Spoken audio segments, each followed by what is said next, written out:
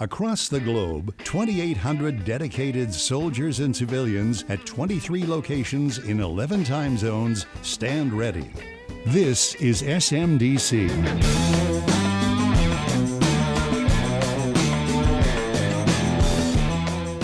Welcome back to the High Ground Studio at Redstone Arsenal, Alabama, home of U.S. Army Space and Missile Defense Command. I'm Ronald Bailey. And I'm Melissa Bullard. For Episode 6, we've got a full lineup of news and interview content for you, including how the command will be issuing $10,000 bonus checks to each SMDC soldier on account of all the travel money we saved last year due to COVID. SMDC soldiers use a 50-kilowatt high-energy laser to etch "Beat Navy" on one of the dormitory buildings at the U.S. Naval Academy. And soldiers can enter our Facebook short essay contest to win a free ride on a SpaceX rocket with one of our Army astronauts. Hey! Hold on just a minute. Is any of this true, Beetle? Nope, not a word of it. Would this have anything to do with the fact that it's April 1st today? Maybe. Okay, then. Y'all stick around to hear SMDC's real news and interviews on the other side of Ronald Reagan. What if free people could live secure in the knowledge that their security did not rest upon the threat of instant U.S. retaliation to deter a Soviet attack, that we could intercept and destroy strategic ballistic missiles before they reached our own soil or that of our allies?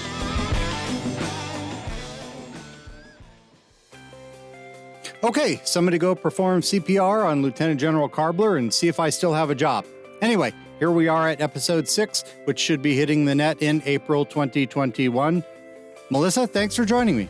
I'm happy to be here, Ron. Melissa is a contractor supporting the SMDC Public Affairs mission out here in Huntsville and having a first go at co-hosting the podcast with me, although she's been on the podcast before. That's right, Ron. On the very first episode, I interviewed Mary Birdsong from SMDC's Small Business Office. Yes, I do remember that. Seems like a long time ago. Nice piece. Anyway, what's up first for our listeners this month? To start off, Sergeant First Class Aaron Ronstad from our team out in Colorado Springs put together a piece that actually fit well with last month being Women's History Month. In it, we'll hear about how an SMDC soldier, Sergeant First Class Abigail Keller, received the prestigious Bronze Star Medal for her actions in Iraq last year during the Iranian missile strike on an Al-Assad air base. Let's take a listen. The Bronze Star, established in 1944 and given to members of the United States Armed Forces for either heroic achievement, heroic service, meritorious achievement, or meritorious service in a combat zone, was awarded to one of SMDC's own on March 12th. Attention to orders. The Bronze Star Medal is awarded to Sergeant First Class Abigail H. Keller, 1st Space Battalion, for exceptionally meritorious service in a combat zone with exposure to risk of hostile action in support of Combined Joint Task Force Operation Inherent Resolve. Her outstanding performance during combined operations in support of the coalition contributed to the overwhelming success of the command's mission. Her actions are in keeping with the finest traditions of military service and reflect great credit upon herself, Combined Joint Task Force Operation Inherent Resolve, and her country. For service from 23 June 2019 to 18 March 2020. Signed, Robert P. White, Lieutenant General, United States Army, Commanding. It's rare for soldiers with space-centric military operational specialties, MOSs for short, to get Bronze Stars, much less female ones. Due to the nature of the space domain, many of them remain out of harm's way for the majority of their careers. And due to the lack of women in space units, the chances of a female in SMDC getting a Bronze Star are extremely slim. Keller and her fellow space soldiers endured a 3-hour ballistic missile attack at Al-Assad Air Base in Iraq on January 8th, 2020. Incoming.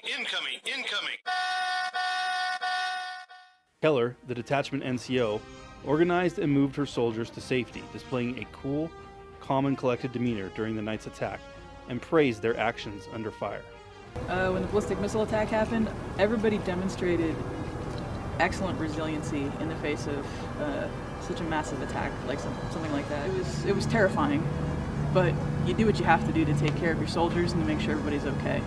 And all the leaders in that detachment did everything right that night, and all the soldiers did everything right that night to take care of themselves and each other. everybody reacted exactly how they were supposed to and held themselves together extremely well in the face of a huge attack. When asked what Keller thought of receiving the Bronze Star during Women's History Month, she downplayed it, not talking herself up, but was also honored.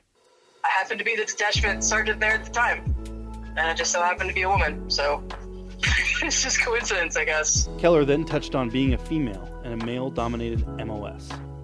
There's definitely been long stretches of time where I'm the only female in my space unit, which is it is a little bit isolating, but I've been fortunate to have a lot of really good male peers around me and male seniors. And so even when I was the only female on a unit, I didn't necessarily feel alone. So space has been really good to me that way. This is Army Sergeant First Class Aaron Ronstad signing off from Peterson Air Force Base, Colorado. Wow, she's amazing. What an honor for SMDC. Yes, sometimes the recording quality is a little rough, but we do try to be right there with the soldiers, and sometimes that's in their work centers, in the motor pool, and so on. So it's not always ideal for recording, but to us, it's more important to get the story directly from them, no matter where they are. For our next story, we go right back to Colorado Springs and Sergeant First Class Ronstad to learn more about 1st Space Brigade's new commander, Colonel Donald Brooks, who assumed command of the brigade March 5th. Colonel Donald K. Brooks was named new commander of 1st Space Brigade at an Assumption of Command ceremony at Fort Carson's McMahon Auditorium on March 5th. Brooks became a Space Operations Officer in 2008 and commanded 1st Space Battalion from 2017 to 2019. He recently established U.S. Space Command's Space Integrated Planning Elements at both U.S. Special Operations Command and U.S. Central Command, where he served as chief. Lieutenant General Daniel L. Karbler, Commander, USA SMDC, welcomed Brooks back to the command in his speech during the ceremony. And it's a welcome back to 1st Space Brigade. It's welcome back to the space team. As many of you know, just a little over 2 years ago, Don gave up command of the 1st Space Battalion. So we're fortunate that you're back here, Don. We're fortunate that you bring the experience and expertise to your new role now as the 1st Space Brigade commander, and it's we're just very fortunate to have you taking charge of this team. But Don's work that he did down in SOC South in helping out SOCOM as well as CENTCOM just demonstrates the breadth and depth of experience that he brings to the job here in the 1st Space Brigade. Brooks became the 12th commander of the brigade, the Army's only space brigade, which began operations in 2001. I've seen firsthand the business end and the capabilities you provide to joint and multinational warfighters. You truly are the cutting edge and future of warfare as we establish dominance in the space domain. What you do is critical to keep the peace and to ensure victory when called upon. I look forward to serving with you each and every day and earning my seat at that table. The brigade is multi-component and has units from the Active Army, Army Reserve, and National Guard. Brooks touched on where he would like to see it go from here. The tiers of command where I'd like to see this brigade go is to really solidify as one team of professionals across multiple components of, the active force, the reserve force, and the National Guard, focused on providing space, missile defense, high altitude forces and capability to support joint and coalition warfighting readiness and capabilities across all domains. With his new assumption of command, Brooks outlined his leadership philosophy. I would say, in a nutshell, my leader philosophy is I really pared it down to 3 bullets, and I continue to I had those as a battery commander, as a battalion commander, and I really see myself doing the same as a brigade commander. That philosophy is, all of us, everybody in the organization, we know and do our jobs. We execute as warriors. At utmost, we remember we're American soldiers and we act like it at all times. And so under that, know and do our jobs, I always say, fortune favors those who prepare. Readiness is our number one focus, but our number one priority is on our people. And, we're experts in what we do, but we also maintain balance. We take care of ourselves, our families, as we go forward in everything we do. As far as execute as warriors, the one-liner from the opening of the latest Mission Impossible movie where fate says to the warrior, you cannot withstand the storm, and the warrior replied, I am the storm. For me, attitude is everything. We're ready and trained to fight and win our nation's wars. Be bold and innovative. We execute with discipline and initiative while performing routine tasks routinely, while at the same time, standards and discipline is a trademark of this organization and of every soldier within the formation. And then last but not least, remember, we were American soldiers and act like it at all times. I truly hold that one near and dear to my heart. The United States Army is actually 1 year older than the republic to which we've sworn to give our lives to protect and defend. This nation truly was built upon the backs of men and women in the United States Army. And I truly do believe they look down upon us from heaven. And it's our solemn duty every day to make them proud of what we do. So we have the strength of character to know and do what is right. We treat all with dignity and respect. We maintain values beyond reproach. As members of this profession, there's nothing more special than what we have sworn to do. And our actions every day, on duty, off duty, reflect each other and reflect those that have gone before us. So always remember you're an American soldier and act like it at all times. So what can soldiers of the 1st Space Brigade expect from their new commander? Transparency, honesty. My boss a long time ago always said, words whisper, actions thunder. And so my words and my deeds match, because I truly do believe our actions thunder. And I will lead from the front. I'll never ask anybody to do anything that I wouldn't do. And to have fun, take care of our families, know our soldiers, know the spouses, know kids. So I think that's, for me, that's what soldiers can expect of me. Is I'm a boots on the ground, lead from the front type of an officer or leader, and this is my true calling in life is to lead and to enjoy every minute of it. And in closing, I asked Colonel Brooks, just what exactly is it about the space domain that gets him excited? Many things about the space domain that I get excited about every day, but for me, I can narrow it down to one thing. Space is truly a global common. Everyone in the world depends upon space, whether that's just simple things, making a phone call, checking your email in the morning, getting a text, navigating around town. Space is a global common. It's one of those areas that we must protect and defend, for that freedom of access, freedom of maneuver, not just for the United States, not just for the American people, but for the world as a whole. We truly rely on space for everything that we do. And if it's not there, then, there's serious repercussions across all of society, across all of, the human race. And so that's, for me, that's what I get most excited about space, is just that opportunity to truly have a global common that we're responsible for, not just for the American people, but for all people, all mankind. Reporting from Fort Carson, Colorado, this is Sergeant First Class Aaron Ronstadt. Wow, that was a great piece.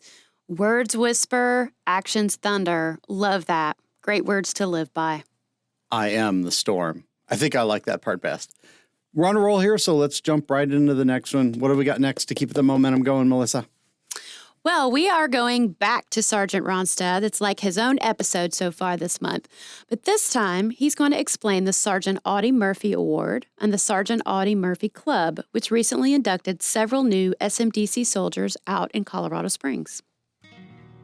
Every quarter, NCOs from every command are awarded the Sergeant Audie Murphy Club Award. Recently, SMDC had their second quarter board, where 4 new inductees were awarded the SAMA, as it is called for short. The Sergeant Audie Murphy Club, SAMC for short, is the club inductees can choose to join after receiving the SAMA. A lot of acronyms I just threw at you, but bear with me. Established in 1986 at Fort Hood, Texas, the SAMC is a private U.S. Army organization for enlisted NCOs who display leadership achievements and performance above the rest of their soldiers. Members must exemplify leadership characterized by personal concern for the needs, training, development, and welfare of soldiers and concern for families of soldiers. Most cities with a large Army post nearby have a SAMC, where members often perform community service and participate in projects geared toward helping their fellow soldiers and military veterans.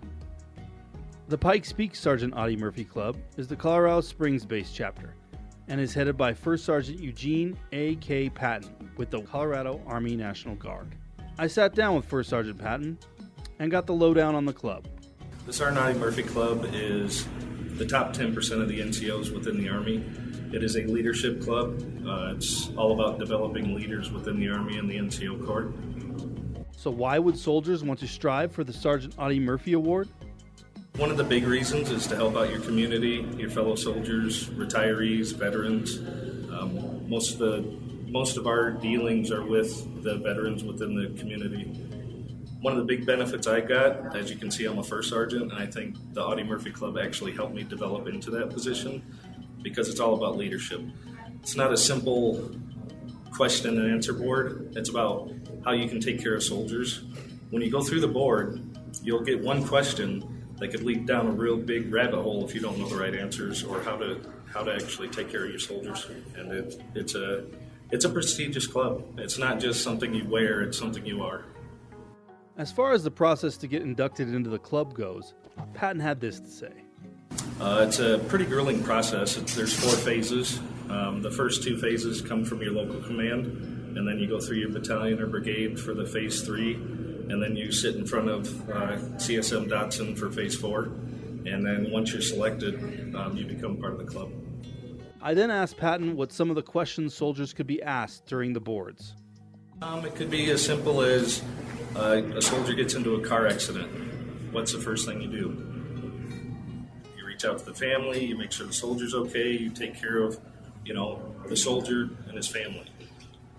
Another question, you could have an incident with the soldier. How do you perform, your duties to take care of that soldier, make sure the correct actions are taken?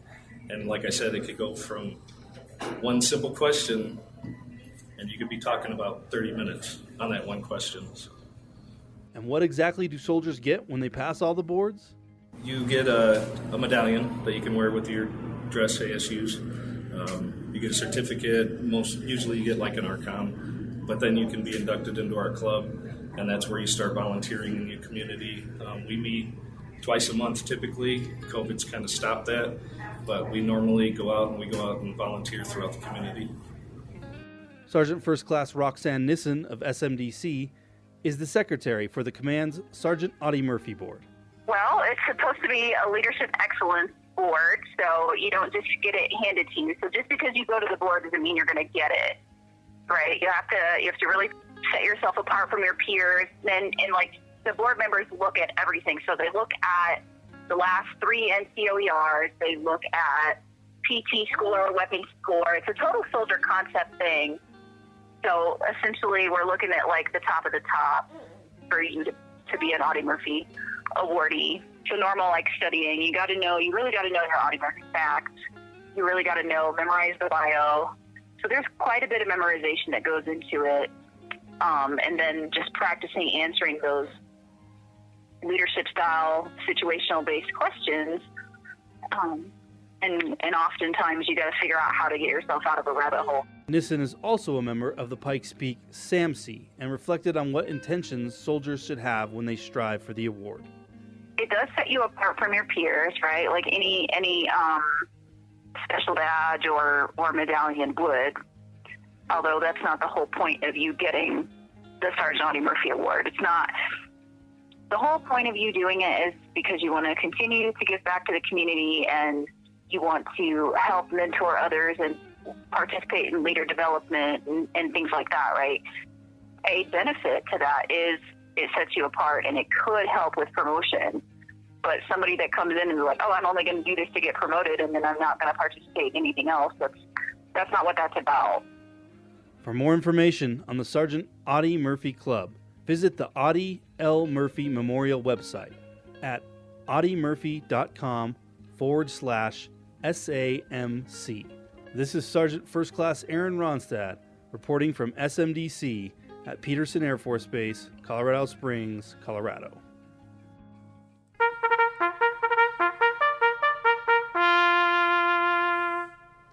And that's Mail Call. Beetle, you've been around a while. Do you remember getting real mail as a soldier? Stamps, envelopes, small boxes thrown at you, gathered around the first sergeant. Yeah, I remember. Although I don't remember them actually playing mail call. Usually just everyone gathering around after an accountability formation. Anyway, we've gotten a couple requests from people who want to use some of the photos SMDC has published from various events such as ceremonies, exercises, equipment, and the like. They want to know if they can use those pictures on their own web pages or social media. Are they copyrighted by the Army? So in general, all public affairs content, such as photos, videos, and even audio materials, just like this podcast, that are produced by SMDC, the Army, and the Department of Defense, is in the public domain, meaning it is copyright and royalty-free. Right. There may be some instances where media content is copyrighted for some legal or contractual reason, but that's pretty rare in my experience. In general, though, you're correct. Media material produced by public affairs is available to be used royalty-free. I think what most PAOs would ask is that when someone uses those photos and other material, they credit the source. In our case, the credit would be to the U.S. Army. You'll see that from time to time in things like magazines or news articles. When they use one of our images, it'll say U.S. Army courtesy asset or perhaps simply courtesy U.S. Army. Now, I've seen websites that sell photos that I'm pretty sure are Army photos, and have even seen some of our own SMDC photos on those websites. How can they do that if they are free? That's something way beyond my understanding. And yeah, I've seen those sites too, and have even seen some of my own professional photos for sale that way. Can't get into that. Here's the bottom line, though. If you think something was originally an Army asset and you'd like to use it, go back to an original DoD source for media content and find it there. The number one source I'd recommend for that is the Defense Visual Information Distribution Service, DVIDS, usually pronounced DIVIDS.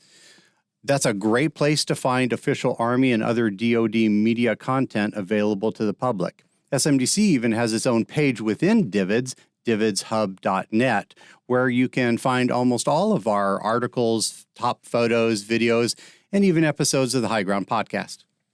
I can't believe someone is making money selling your official government pictures, Beetle. Well, joke's on them. My photos aren't really that good anyway, so they're probably wasting their time. There's a reason I do mostly videos in the podcast. Well, speaking of the podcast, it's time for our Cool Jobs segment. This month, Ron got to talk to some folks from our G8 budget office, a part of the command we don't often hear about. But don't let that fact fool you. These are a highly professional bunch of soldiers, civilians, and contractors who execute our military budget and ensure we're all being good stewards of our taxpayers' money. I really learned a lot putting this piece together. We published the full interview as a special edition podcast. Here, I've cut that down significantly to give our listeners a taste of what that was like. Okay, let's take a listen.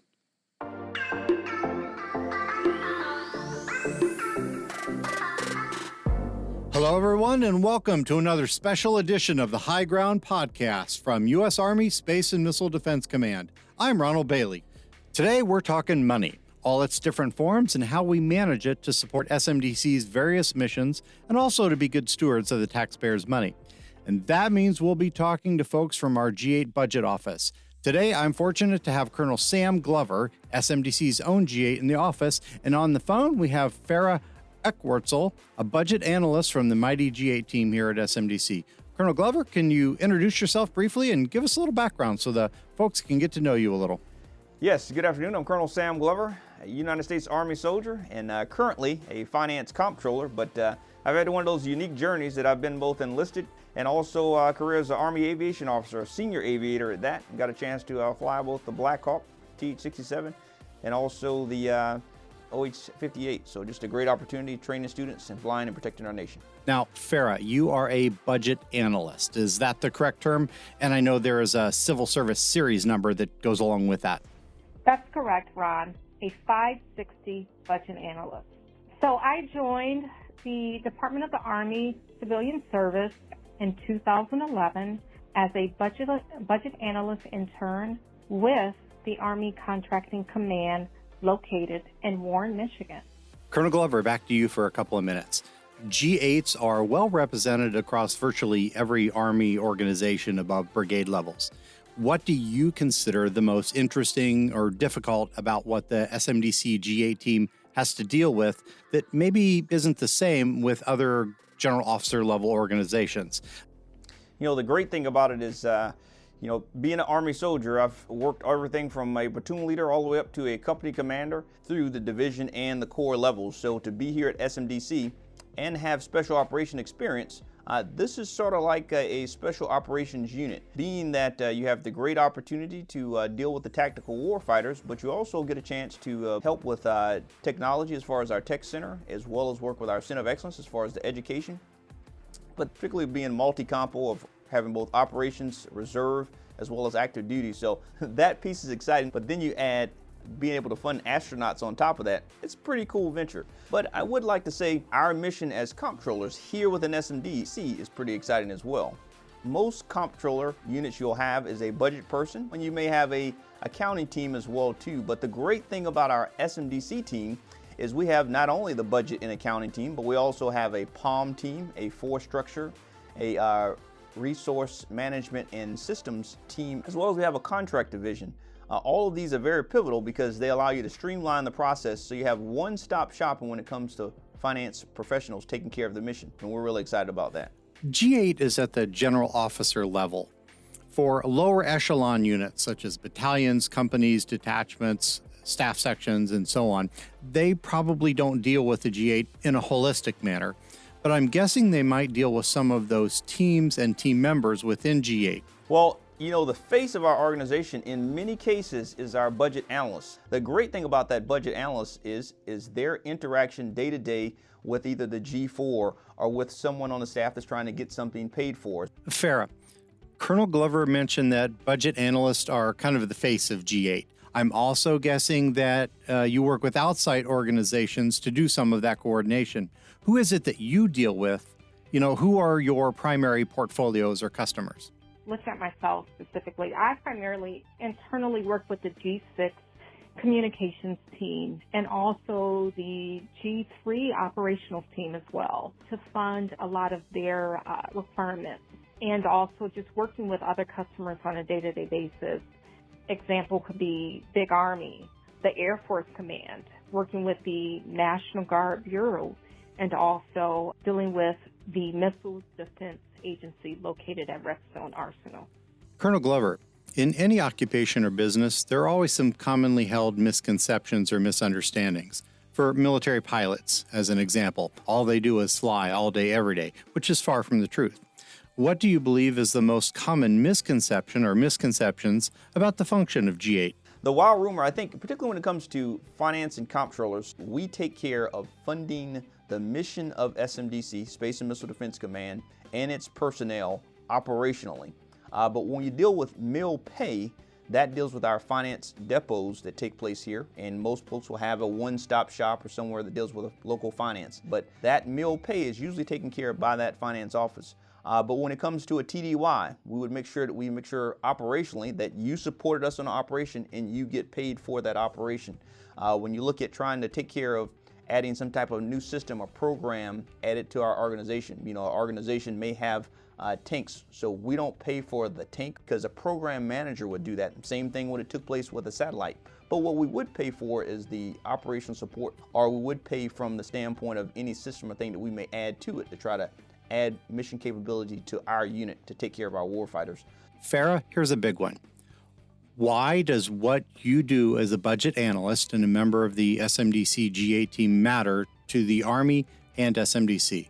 If the G8 didn't exist or y'all didn't do your jobs well, how would the Army and SMDC suffer? So, Ron, we need to be able to fund and execute the requirements in order for the warfighter to accomplish the mission ultimately, right? And then what I mean by obligating is the government legally obligating resources or support.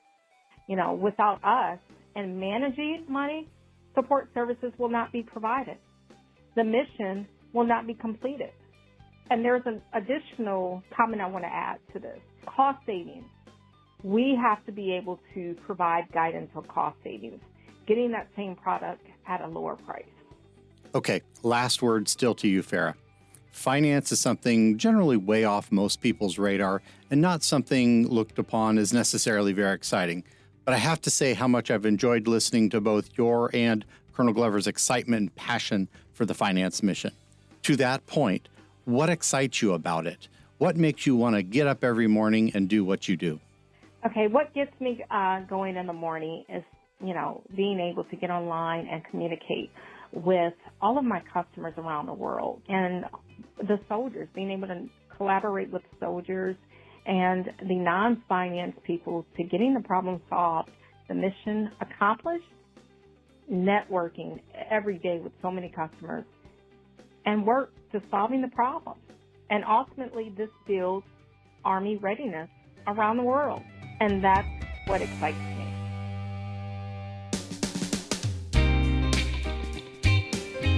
I've always understood how important budget and finance is to any organization, including the Army, but I've really liked the way Farah tied that to SMDC's mission readiness. I think that's really the bottom line. Oh, I absolutely agree. Now, that didn't actually start out life as a cool job segment, but it kind of lent itself, so I wanted to include it in this month's podcast. Melissa, that about does it for episode 6. What do we have coming up for our listeners between now and the next monthly episode? We're looking forward to a couple pieces from Staff Sergeant Zach Sheely, the 100th Missile Defense Brigade, to tell us a little more about the deployment of California Army National Guard soldiers to support the brigade at the Fort Greely, Alaska Missile Defense Complex.